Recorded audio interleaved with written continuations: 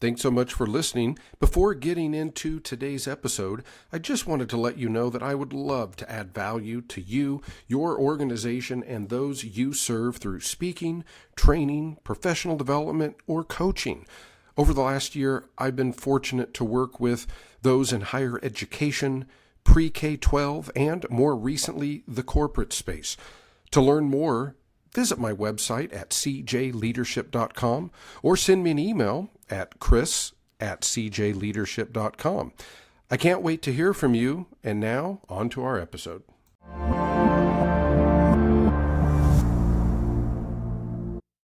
Welcome back, friends, to the Department Chair Leadership Podcast. You know, as always, I'm so grateful you take time out of your busy day to not only add value to yourself as a leader, but more importantly, those you serve. Today, I'm honored and privileged to have a wonderful guest. He's going to add value to you. Doesn't matter if you're in higher education, K-12, or even the corporate space. We are going to draw upon decades of leadership knowledge and expertise. Today, we're joined by Dr. Jim Sutfin. He served as an educator in Nebraska for 33 years. After retiring, Dr. Sutphin launched a second career as a consultant, helping with workforce as well as leadership development. In 2020, Jim was named the Nebraska Superintendent of the Year, and he's married to Julie, and together they have two adult children, Brady and Tessa. So, Dr. Sutphin, welcome to the Department Chair Leadership Podcast. How are you doing today? I'm doing well, Chris. Thank you so much for having me. Grateful to have the opportunity to share some rear view mirror of my life, and hopefully it helps somebody that's on the up and coming. Well, I know it will. This is especially I guess nice for me, and I feel honored to have Jim on today. If you've listened to my podcast at all or know my background, I am a native Nebraskan, and so even before Jim and I officially connected over a year ago, based on his wonderful work with HumanEx, I was obviously aware of Dr. Sutphin's reputation and the great work that he had done, especially in the Millard district, which is a suburb of Omaha. And so today we're going to learn learn from his expertise. I'm sure he will add value to you and those you serve. So, Jim, I always like to start out asking people, tell us a little bit about your leadership journey and how did that take you to what culminated as the Nebraska Superintendent of the Year? And Chris, thanks for the question. That you look back on in your life and you think about all of the opportunities you had. And I guess I would state that my leadership journey really has been about the people that have invested in me. When I first started teaching, when I first moved into administration, there was always somebody there that was a mentor, a guide, somebody that had been there and done that before. And when I became assistant principal to middle school, I never dreamt that I would ever move beyond that position. It was a great job, an unbelievable opportunity to connect with kids and teachers. And then a few years passed and an opportunity came to be the principal. And I never dreamt I would ever leave that. But along that way, the people that invested in me just continued to pour into me.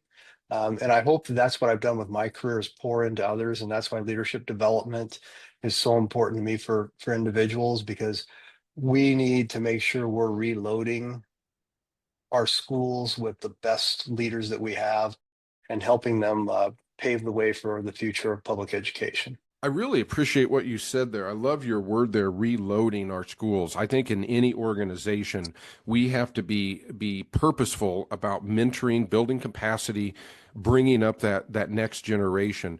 You also said something that seems to be a common, I guess, story or trend among people that I interview that have ascended to pretty high levels in their respective fields, whether it's a provost, a dean, superintendent, is that you never necessarily woke up one day early on and said, I want to be a superintendent. You had opportunities to go into leadership positions as an AP at a middle school. And I assume, is it safe to say, Jim, then along the way, because you're so passionate, and I know you have poured into others. Is it safe to say that you also along the way had some really influential mentors that helped you both as an educator and then as a school administrator? Yeah, absolutely. And I think that might be leadership lesson number one, right? There are going to be people that are going to pour into you as an educator, that you can only begin to imagine. As long as you are willing and open, I think you always will find that that teacher will appear. And I guess I would say to the folks listening to this podcast, open yourself up to mentorship. You don't have to do everything that the mentor says. You don't have to 100% agree with everything they do, but to have that non-competitive conversation that is about helping those under your watch, there's nothing that pays off like experience, right? The experience of others, and take that and use that. I, I'm glad you shared that. And you said be willing to listen, be vulnerable. I think that's so important. I think with mentoring, especially, we all in K-12 and higher ed, we have formalized mentoring programs. But I also like to encourage people to let things happen organically. And in my experience, you're an example of this, Jim, is those that are successful leaders and have whether they wanted to or not have received the awards and accolades. 99.9% of the time when you reach out and ask for advice or help, they're going to help you because I think someone helped them get there. And so I'm really glad you mentioned that. A question that I like to ask all leaders is, how do you define leadership, and to what extent, if any, has that changed over your career? And if you want to share a little bit, I assume you started as a classroom teacher. Sounds like you worked your way up as an assistant principal, and then on to Yep. superintendency. Yeah, I guess I think the very first and foremost part about leadership is it's about influence, right? You got to be picking a direction that you're going, and then you're going to help people move that way. It's about your work style and how you get work done. It's about the relationships you build. But if I had to define leadership in a short sentence, it's an influence relationship for the good of the organization. And I think it's important that we use the caveat for the good of the organization, because otherwise it's self-serving and self-seeking. And our job is to make schools great places for students to learn and fabulous workplaces for adults. And that influence that we have, convincing people to come that direction, is something you'll spend a lot of time working on in your career. So let's go down or jump off right there, Jim. You said great places for kids to learn and fabulous places for the adults. Um, so what are some things that you've learned? And I'll back up. I agree. In a word, leadership is influence, and you touched on the relationship. So, what are some things that you did, that you learned, that you'd like to share with people, that you were intentional about as a leader to create both that great place for a kid to learn and a fabulous place for adults to work? What are some things that you did? I know you did, both whether it's as a district superintendent, a building principal, some Yep. things in terms of culture and climate that you found were useful and helpful. Yeah, I think the very first thing with that question, Chris, is just simply that as an administrator, you're not going to change student achievement, right? Now, when I say that, you can help the adults who are going to change student achievement, but let's put it right where it is. Our teachers in the classroom, the highly effective educator that we put in front of kids, that we coach and we develop, those are the ones that are going to impact student achievement. And I think that as an administrator, you have to wrap your head around that is the single most important decision you make, who you invite into your organization to work directly with your students is of significance every single day, because they are the ones that will develop the relationships and change the student achievement. In addition to that, in addition to that sort of relationship we're talking about, I think that you have to be in a spot where you're willing to listen and not take personal the challenges and frustrations that those that work with you and for you have on their plate. People don't get up in the morning to complain. They get up in the morning to move the mission forward. and their view is different. And so when I say that you have to be able to do that in a non-defensive way, I like to equate it of like everybody standing on a beach ball, right? If you've ever read the book Fierce Conversations and they talk about perspective, as the principal, I might be standing on the red, the school board might be standing on the yellow, the superintendent might be standing on the green, the teacher might be standing on the blue, the pair of support might be standing on the white. We all have a different perspective, and leadership is about gaining those perspectives to move in that good, positive direction for the organization, which involves that influence. So I guess that would be the other thing, be non-defensive and accept those perspectives, because those perspectives are important to the overall benefit of our children.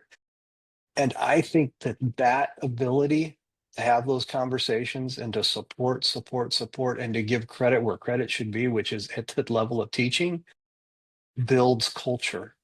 I think teachers work hard for people that when they feel like they are being supported with their creative energy and their work that they do for kids. You said something, and so much, I mean, just great stuff to unpack, Jim, is and you talked about who you invite into your organization. And I think that's very important too. If you're a leader and you have any oversight into hiring, when you were to do that, and if somebody, I work with future teachers, and if a new teacher getting ready to go out in the field, if they were to ask you, what type of person are you looking for? I'm a new teacher. I'm going to be applying for districts. Because it goes along with that. Who would you invite into your organization? And so, what were Yep. some things in general that either you were looking for or over the years were just fortunate to attract in terms of the type of educator, the type of leader, the type of human being that was a good fit for your culture? Yeah, a good fit for the culture that I worked in has had three pieces, and I came back and measured against it all the time. Very simple. Number one, motivation. Number two, instructional strategies, being proficient in a classroom. And number three, the ability to develop relationships. Those three things, right? Instructional pedagogy, relationships. Those you can have somebody can have great instructional pedagogy without forming relationships. The message is never sent. I think that the three have to be together. You also have to have somebody that is motivated to want to help their kids succeed, right? And in the meantime, they get to succeed as well, but they understand that it is the success of the students that they teach that fills the bucket of your soul. And you talked about it before, Jim, is that as a leader, especially in K-12, is that as a superintendent, even as a principal, you can't change test scores, but you can empower the people in front of the kids that do. One of Yes. my favorite quotes of Simon Sinek is something to the effect of, leaders aren't responsible for the results, but they're responsible for the people that are responsible for the adults. Were there some issues, you went back, you gave the beach ball analogy, which I really liked, and you said, don't take things personal, listen. Is there an example that you can share from your career as a leader where whether it was a community concern, a district concern, where looking back, you found that you're very glad and it was helpful that you took that approach to not take things so personal and literal, and enabled you and your team and your district, your staff to come to a positive resolution, whereas otherwise it might have turned out differently? Yeah, I can think of many examples. So I'll give you a couple here. I think first and foremost, we're still in a post pandemic era. To be able to have a communication and a conversation with your community and your staff during that time, and recognize that everybody had fear, right? Everybody wanted to do what was right, but everybody had fear. That would be one. And to just allow people the opportunity to share and to vent if they needed to, and even trauma dump at times, right? That was a very emotional time. But I can think back beyond that as well, and moving to an environment where we moved from one to one. We had oftentimes early adopters, innovators of the technology, but then we also got to our adopters that were a little bit later along the path, and working with them and understanding their concerns, understanding what they were trying to rationalize in their minds of this device, which was meant to grow achievement and to grow interaction, and not allow it to become the sole responsible tool in the classroom. So those were great conversations, right? And we learned a lot. And good teaching is good teaching is good teaching, and technology was a tool that was meant to aid teachers and aid students in the ability to learn. And when it became only the tool to learn, that became a not so good place to be. And so we really had to respect the opinions of where everybody was at on that continuum around one-to-one, while also moving forward, knowing that with the limited resources we had, this could become an accelerant of teaching. So along those lines, and you obviously know the statistics and profile better than I do, but I can tell you that Jim was superintendent of a large, well-respected suburban school district, a lot of moving parts, which also means probably a lot of opportunities to address questions, concerns, and conflict. Um, and my colleague and I, Dr. Scott Gregory, we are editing a book that probably be out sometime in early 2026, and might have Jim back on again once that book drops. But Jim was kind enough to submit a chapter where he gave a master class on conflict. So let's just go there, Jim, because in my experience, that's the one thing people that should look into formalized leadership roles that often is can be a little fearful. They get fearful of addressing conflict. You obviously are very, very good at that. And what are some things you've learned and maybe advice you would give when addressing various forms of conflict as a leader? Yeah, there's much that is written on conflict and conflict resolution. Um, I don't, you can be somebody that doesn't like conflict, or you can be somebody that shies away from conflict. I don't think you can be a leader if you shy away from conflict. Right? I think you can be a leader if you don't necessarily like conflict. I don't know who wants to get up in the morning and have to be in uncomfortable situations, but it happens. So to me, there's a couple of really key things. And I think this has been just sage advice that I've received in my career. Number one, quit looking at people as though they're angry, and look as though they're either afraid or they're concerned. And when you take that lens away, and you put a different view on it, and you can see it as fear, afraid you're not going to get something you deserve or lose something you have, you begin to talk differently to people. It isn't about being combative, it's about listening and responding while still holding true to the direction that you are headed. But it gives people time and it gives people space. I think the other piece on this whole thing is you have to recognize as a leader, there's going to be days that you're going to come home and you're going to feel beat up, right? It happens. That's what happens in leadership. And when you're hungry, you're tired. Sometimes leadership is lonely, and you can even be angry over things as a leader. But you have to take the time to take care of yourself, to recharge, so that you can go back in and continue working towards the mission. And because sometimes it's not about what people say to you, it's about when people say something to you. Our emotional reaction can be different.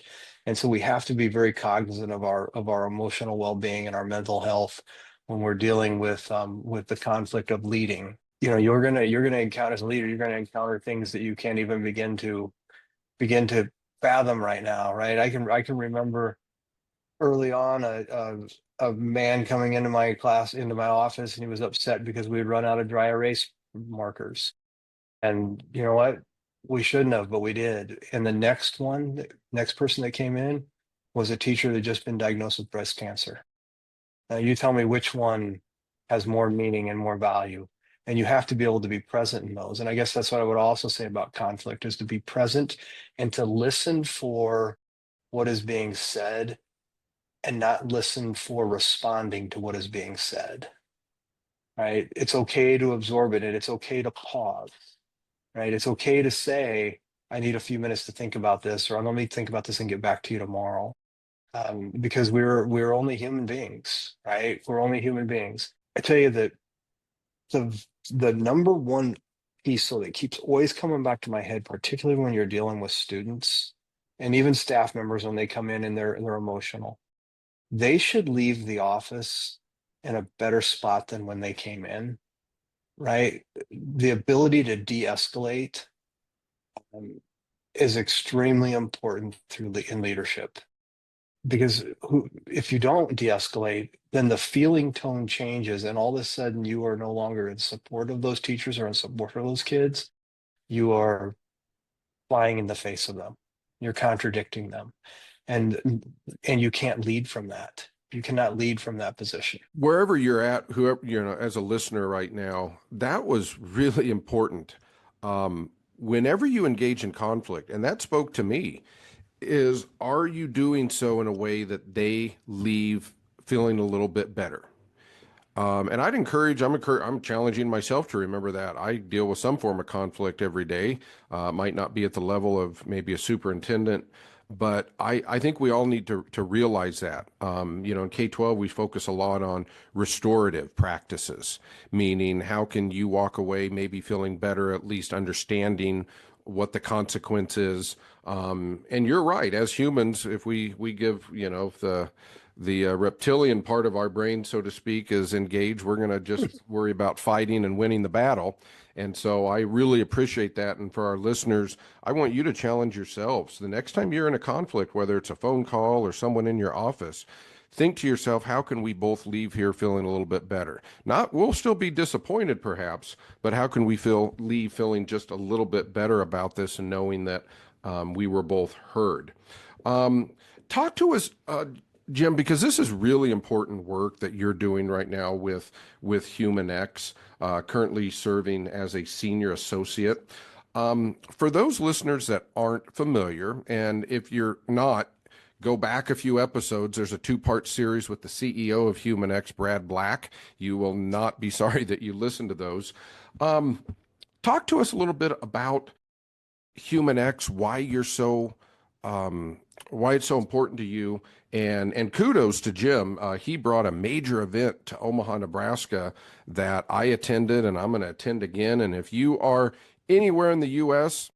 and you can get it on an airplane, Omaha's not that hard to get to. People do it every year for the College World Series. So please think about taking a team. It'll add value to you. So Jim, do you want to talk a little bit about how you became involved with them and some of the great things you've done with HumanEx? Yeah, thank you, Chris. Well, I'll tell you what, if you're looking for a to launch pad for yourself or for your team, a chance to revitalize, a chance to be inspired, the HumanEx Leadership Summit is where it happens at. It's 2 days of pure leadership. There's no vendor fairs. It is just get in and learn. And the shared experience you have when you're with other people that you care about and other people you work with is really, really significant. I got involved with the Leadership Summit because I love Omaha and I love Nebraska. And with nearly 1 million people in our surrounding area and wonderful interstates of 680 and 29 and Eppley Airfield, why couldn't we become the host site where people could come to be upskilled in leadership? And the national speakers that we bring in that talk about talent, teams, and culture, that is as a leader the priority, right? We recruit for talent, we develop talent, we retain talent. We When we look at teams, we have to build team, and we have our teams are always changing, right? Somebody's always retiring or changing seats on the bus. And so to consistently work on building that team, that starts to speak of that level 5 leadership that's in the book Good to Great, right? When you develop teams. And then culture, right? What is the culture that you're trying to establish, and what is that culture that'll be there when you leave? Those are places where leaders can spend a whole lot of time and effort and energy and see tremendous payoff. Talent, teams, and cultures. And that's what HumanEx all stands for, and why I got involved with them.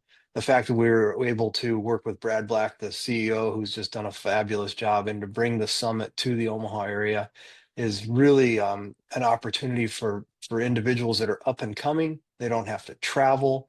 They get to spend 2 days being motivated. And it really incorporates a lot of the Midwestern value we have and work ethic around leadership. And that's why I'm involved, right? It's to me, when you retire and you step out of education after 33 years, your engine doesn't just stop. And you get to do the things you prefer to do. And for me, it's I prefer to develop others, and to be part of that development process for others is just a wonderful way to spend time and energy, and I know that I've become a better person because of it, because I'm helping others.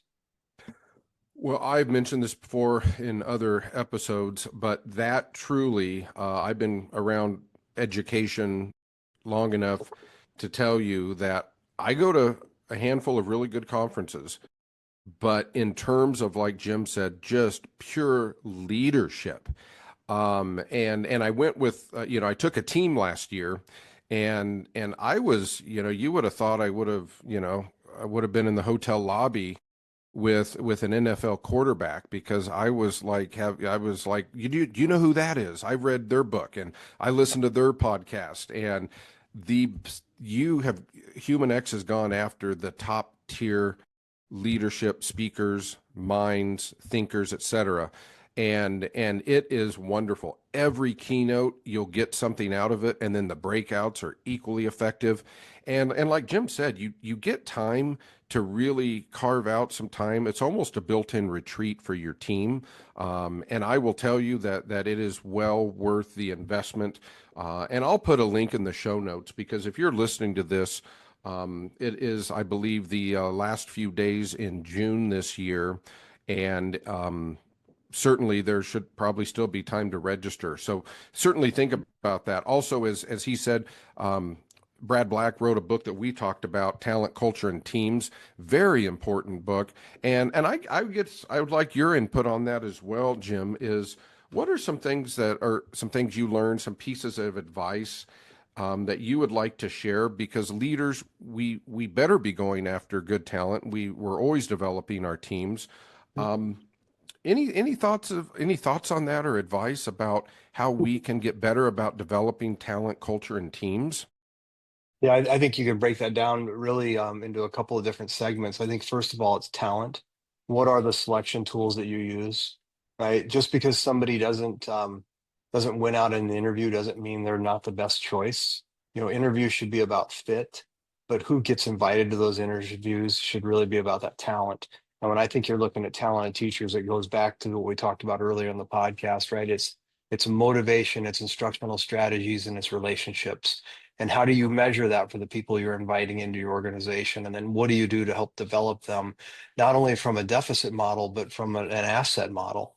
Develop the strengths that people have and also help them with the areas that they're not as strong in. And then I think that leads really to culture and teams. You can say you have a great team. I guess I would say back to you, prove to me that you have a great team. What is the identity of your team, and how do you measure that? There's some assessments that HumanEx uses around the leader 12 that will show the talents that rise up as in you as a leader. You can blend that with a team and kind of come up with a team identity. But then there's around that culture piece, it really is about wanting to be together and wanting to achieve together. We can all want to be together, but if we're not going to achieve something, then it's not in a leadership framework. And I think that you have to blend those together, and you find the tools that help you measure that. And then you set goals and you work towards those goals. And that type of assessment and surveying and conversation leads to input, and input leads to belonging, and belonging builds team. Write that down, hit rewind, however you're listening to this, because that is so true. Jim, a couple other questions here as we close out. I always like to ask people, knowing what you know now, if you could go back and when you accepted the first formal leadership role, and you know this, if you're a teacher, you're a leader from day one of the most influential people in the building. But if we're looking at this from a formalized leadership role, is there any advice that if you could go back and talk to yourself that first year as an assistant principal or whatever your entry was into administration, any advice you'd give to yourself? Right. I think it would be advice I would give myself, and it would be advice that I would give to every single person I've ever interviewed for a leadership role. When you are moving from your position to a new position, and if you're moving from another district to a different district, your reputation in the neighborhood has not yet been established. Recognize that. Recognize that you are going to spend a year observing and orienting and building relationships so that you can have a trust basis with the folks that you're going to be leading. And it is, and I guess the advice piece attached to that acknowledgement is the fact that it will not move as fast as you want it to move. And the context is extremely important to understand. We follow in the footprints oftentimes of giants, right? And we follow these amazing leaders that have gone before us. And we have to remember to honor the context of what has occurred in the organization. And when you're new and you're fired up and you're inspired, sometimes you can bull right over the top of that. And just be patient, right? Just be patient in that transition time and get all of the facts and all of the information. And while you're observing and orienting, build, and build the relationships with the people. Love that. Observe, orient, and build. Very important because, and we've all been, myself included, with the best of intentions. We're excited. We have a vision. We think we know if we would just move from A to B, everything would be great. But what you said is so important, is that we were always following somebody. They did great work. People were attached to them. And I know the way I am built, I have to remind myself things might take a little more time than I want them to. But that is great advice for all leaders. Finally, here, anything that you are, I always like to ask people, anything that you're currently doing or planning to do for your own professional development, something you're reading, listening to, or hope to do in the future? Yeah, a lot, right? Because of the work I do with HumanEx, I am waist deep all the time in leadership development and learning to apply the tools and help other individuals. And so that's been really, really great. I also am kind of a secret Mel Robbins fan. And so I just got done listening to her book, The Let Them Theory. What a great read to talk about conflict resolution and how we can internalize that. And that was really, really a fabulous listen to as we were doing some driving around. And so we're doing that. And then I think that the other piece that I guess I would be doing for professional learning is really focused on listening to the individuals I've been fortunate enough to coach. So I understand the context of what they are facing in their careers, and then going out and doing the necessary research to help provide those supports.